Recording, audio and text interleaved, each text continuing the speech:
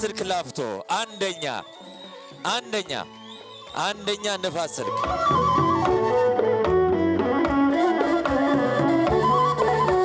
መቼስ ሁሉም ሰው ለውድድር ሲመጣ አሸንፋለሁ ብሎ ነው የመጣውና ያ የሰራነው ስራ ቆንጆ ነበር። በራሳችን በኩል ተዘጋጅተን ነበር የመጣነው።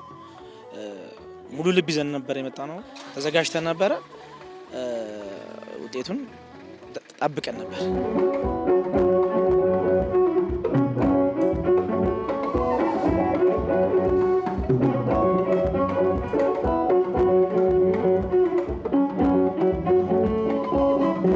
አሸናፊነት የሚያበቃው ተግቶ መስራት ነው። ተግተን ሰርተናል። ልምምድ 24 ሰዓት አድርገናል። በመጣው ውጤትም ደስተኞች ነን። በጣም ደስ ብሎናል።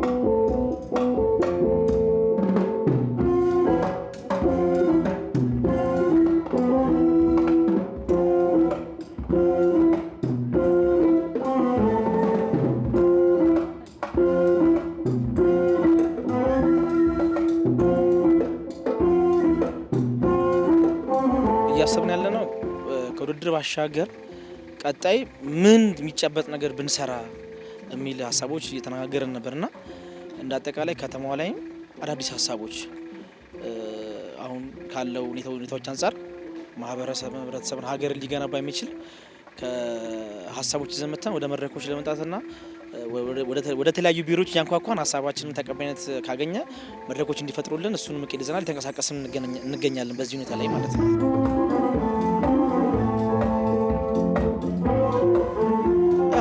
እንደ ጽህፈት ቤትም እንደ ከተማ አስተዳደሩም ወይም ደግሞ እንደ ባህል ኪነ ጥበብ ቢሮም ከታች ጀምሮ እነዚህ ባህል ቡድኖች ናቸው። ከባህል ቡድኖቹ ስር ደግሞ አማተሮች አሉ።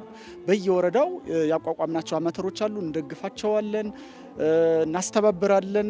እነሱን ደግሞ ወደ ላይ ለማምጣት እንደ ባህል ቡድኑ ከዛም ብሎ ደግሞ እንደ ከተማ እንደ ሀገርም ከትውልድ ከታች ጀምሮ ከትምህርት ቤት ጀምሮ ከአማተሮችን እያቋቋም ነው ያለነው። እንደግፋለን፣ ድጋፍም እናደርጋለን ማለት ነው።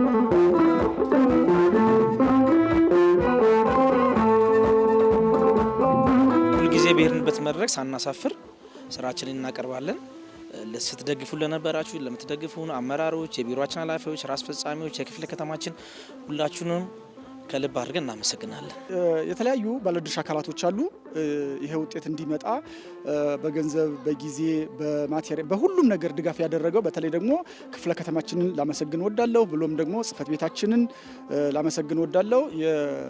ተወዳዳሪዎቹን ግብአት በማሟላት በኪራይም ይሁን ማቴሪያልን በማሟላት ግብአትን በማሟላት ብዙ አስተዋጽኦ ያደረጉ ባለድርሻ አካላቶች አሉ፣ ሴክተሮች አሉ።